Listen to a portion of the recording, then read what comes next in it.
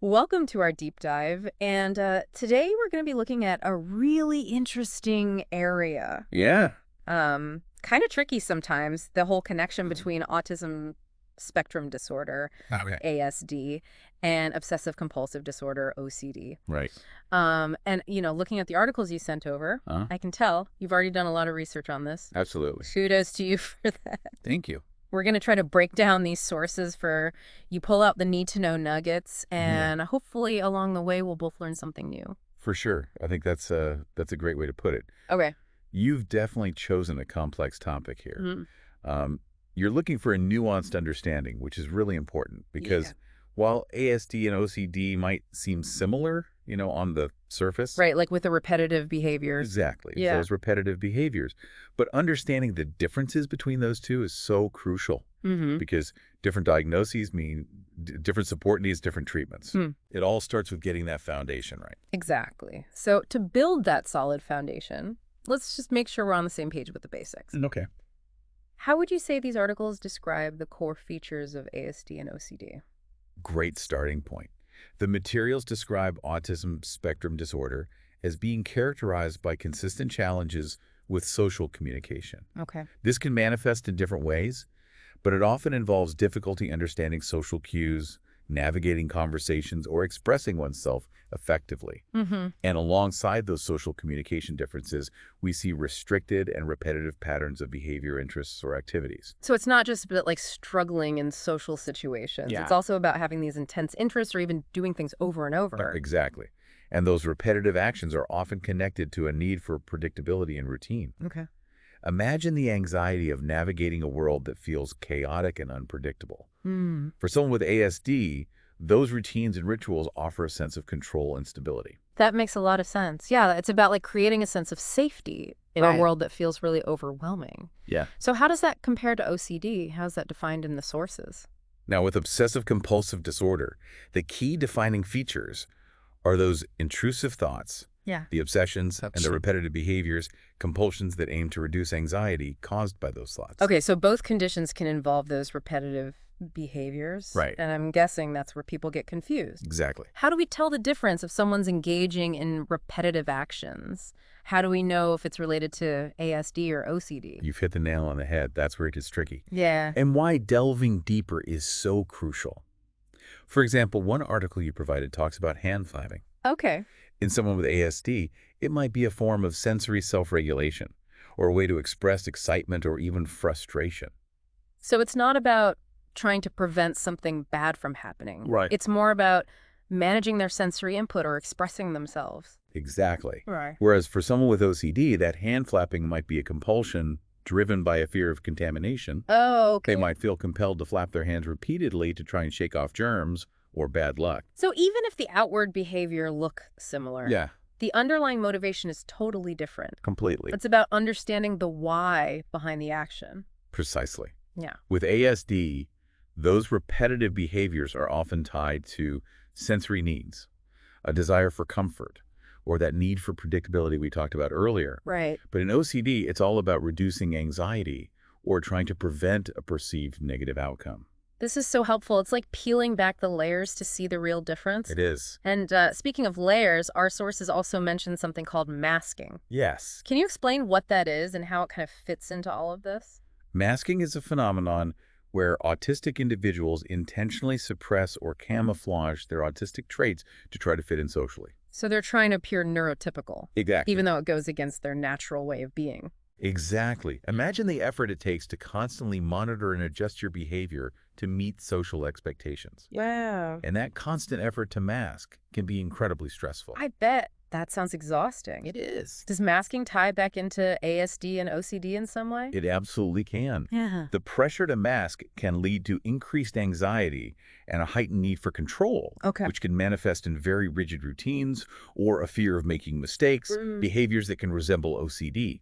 One article you shared highlights how women in particular are often socialized to mask more than men. Which is so interesting, especially considering all the articles you sent about women with autism. Absolutely. Yeah. It highlights why understanding masking is so vital. It can significantly impact how autism presents and unfortunately often leads to delayed diagnoses, especially for women. That's a crucial point. Yeah. Okay, so we've covered a lot of ground already. We've got the basic definitions of ASD and OCD. Hmm. We talked about the challenges of differentiating them based on just behavior Right. and the impact of masking. Before we go any further, what's the most important thing you want our listener to take away from what we've talked about so far? If you're starting to question whether you or someone you know might be dealing with ASD, OCD, or even both, professional evaluation is crucial. Okay. Self-diagnosis is simply not reliable, and getting the right diagnosis is the first step toward getting the right support and treatment. That's such an important reminder. It's not about putting yourself in a box. It's about getting the help that's tailored to your needs. Exactly. So are you ready to delve deeper into the nuances of these conditions? Let's do it. You'll find the next layer even more fascinating. I'm all ears. Let's go. Okay, so we've laid the groundwork. We know that both ASD and OCD can involve repetitive behaviors, Right. but those behaviors are driven by totally different underlying motivations. Yeah. I'm really curious to hear more about how those kind of subtle differences actually play out in real life. Yeah. Do the articles give us any specific examples? They absolutely do. And concrete examples are so helpful for illustrating these nuances. Yeah. One area that often causes confusion is arranging and organizing. Okay.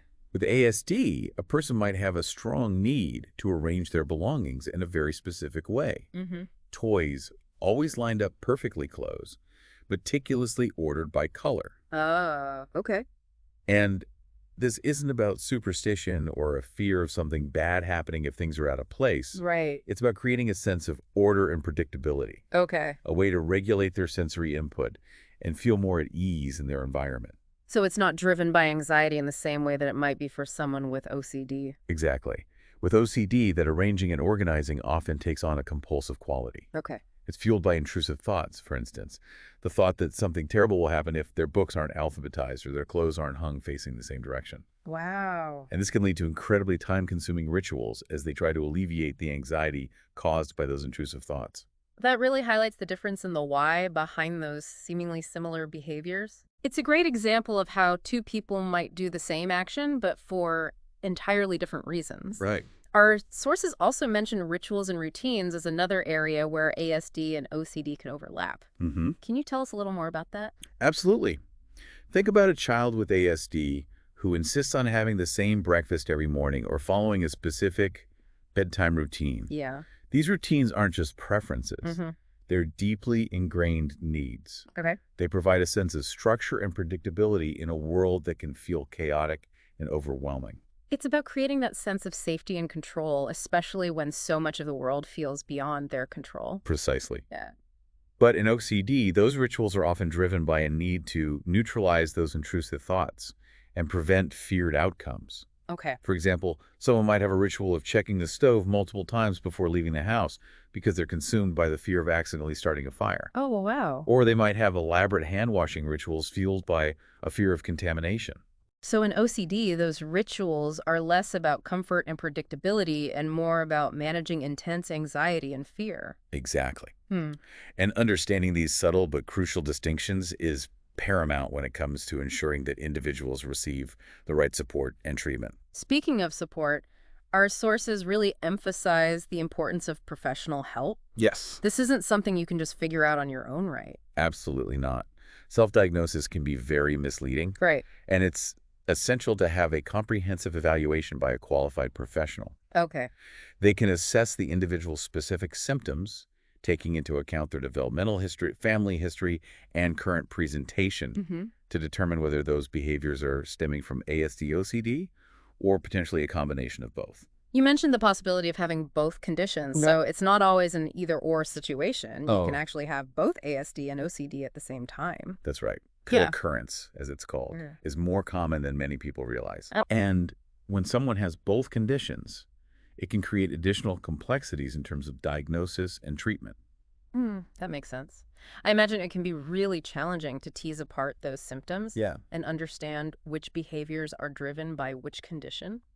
It can be very challenging, which Yeah. is why it's so vital for clinicians to have a deep understanding of both conditions and how they can interact. Yeah. It's not about viewing symptoms in isolation, but rather considering the whole picture, all the pieces of the puzzle to arrive at an accurate diagnosis. Mm. And this goes back to the importance of a comprehensive evaluation. And this is also where understanding masking becomes even more crucial, right? Exactly. Because if someone is masking their autistic traits, it can make it even harder to recognize the underlying ASD. Exactly. One of the articles you shared discussed how masking can lead to misdiagnosis or delayed diagnosis, particularly in women. Wow. Clinicians need to be aware of the possibility of masking and ask the right questions to get a complete picture of the individual's experiences. It sounds like sensitivity and expertise are really key in the diagnostic process. Absolutely. It's not just about checking boxes, it's about really listening to the individual and understanding their unique challenges. I couldn't agree more. Yeah. It's about seeing the person behind the symptoms and recognizing the complexity of their experiences. This has been so eye-opening already. So where do we go from here? Yeah. What's the next layer of this depth dive? Now that we have a deeper understanding of these complex conditions, I think it's important to shift our focus to the implications. What does all this mean for you, the listener? How can this knowledge empower you to better understand and support yourself or others who might be navigating these complexities? That's a great question. Let's wrap things up by bringing it back to the listener and leaving them with some food for thought. Okay, so we've explored a lot in this deep dive, Right. untangled the definitions of ASD and OCD, Yeah. looked at how they can kind of overlap, be confused with each other, and even talked about masking. It feels like we just scratched the surface, but Yeah. what's the biggest takeaway you want our listener to leave with today? You're right. We can talk about this for hours. Oh, yeah. But if there's one key takeaway, it's that knowledge is power. Okay. Understanding those distinct characteristics of ASD and OCD, You're right. recognizing they can happen together, and appreciating the impact of masking. All of this helps us to move away from those simplistic labels and embrace the amazing diversity in the neurodiversity spectrum. I love that. It's about recognizing that everyone's experience is unique. Right. And there's no one-size-fits-all approach to understanding or supporting neurodiversity. Exactly. And this knowledge has ripple effects. In what way? It helps us to advocate for ourselves or loved ones who might be navigating these challenges. It helps us challenge misconceptions and stigma. Yeah, And ultimately, it allows us to create a more inclusive and supportive world for everybody. I love that. It's about shifting our perspective from, Yeah. judgment to understanding, from fear to acceptance. And that's a great note to leave our listener on. Yep. But before we go, I've got one more question for you. Okay. If our listener wants to keep learning about this topic, what would you recommend? That's a great question. Yeah. There are so many great resources out there. Yeah. One suggestion is to look at organizations like the Autistic Self-Advocacy Network or the International OCD Foundation. Okay. These organizations have a ton of reliable information support groups and resources for individuals and families.